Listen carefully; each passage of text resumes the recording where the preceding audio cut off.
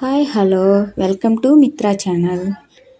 నేనైతే ఫాస్ట్గా అయిపోయే రెసిపీ చూపిపోతున్నాను మీకు. ఏం లేదండి, ఎగ్ రైస్ చేసేసుకుందాం మనం.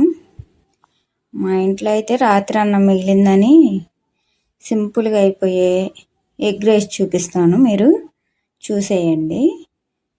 ఫస్ట్ బాండీ పెట్టేసుకున్నా, కొంచెం హీట్ ఎక్కాక కొంచెం నెయ్యి వేసుకోవచ్చు, లేకపోతే ఉట్టి నూనెతో అయినా చేసుకోవచ్చు. నేనైతే రెండు కలిపి వేసాను. అది కొంచెం ఆయిల్ హీట్ ఎక్కాక ఆనియన్స్ వేసుకోవచ్చు. ఆనియన్స్ వేసుకోండి. హీట్ ఎక్కింది, ఆనియన్స్ వేసుకోండి. అవి కొంచెం ఫ్రై అయ్యాక మీ ఇష్టం అండి, ఉల్లిపాయలు వేసుకున్నాక క్యారెట్ వేసుకున్న వాళ్ళు వేసుకుంటారు. నేనైతే అంత ఎందుకులేని సింపుల్గా చేసేస్తున్నాను. ఈసారి మీకు అది కూడా చూపిస్తా, క్యారెట్ రైస్ కూడా. ఇప్పుడైతే సింపుల్గా చూపించేస్తున్నాను. ఉల్లిపాయలు వేపాక కొంచెం ఫ్రై అయ్యాక కరివేపాకు వేసుకోండి. కరివేపాకు ఉల్లిపాయలు రెండు వేగాక ఎగ్ కొట్టేసి వేసేయండి. ముందుగా ఎగ్ వేసే ముందు ఎగ్స్ ఎండాకాలం కదా, కొంచెం చెక్ చేసుకోండి వాటర్లో వేసి. అంటే పాడైపోతాయి ఎగ్స్.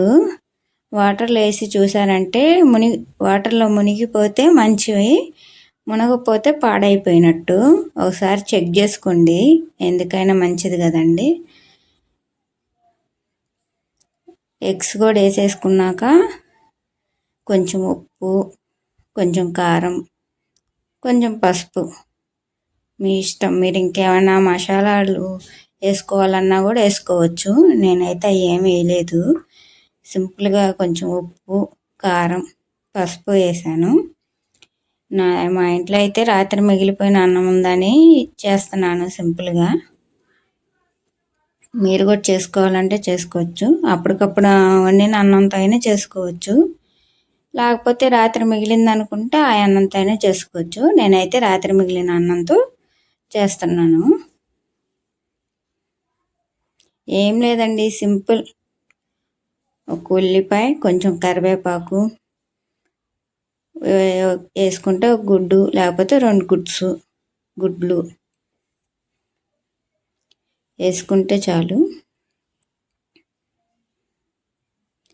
మంచిగా అవన్నీ ఫ్రై అయ్యాక మంచిగా కలబెట్టేసి కొంచెం అట్లా కొంచెం సేపు అట్లా ఉంచేసి ఆపేసుకోవచ్చండి, అంతే ఈజీ. నేనైతే లాస్ట్లో కొంచెం ధనియాల పొడి కూడా వేసానండి. మీరు కూడా వేసుకోండి, కొంచెం టేస్ట్ బాగుండిద్దని వేసాను. మా ఎగ్ రైస్ అయితే పూర్తయిపోయింది.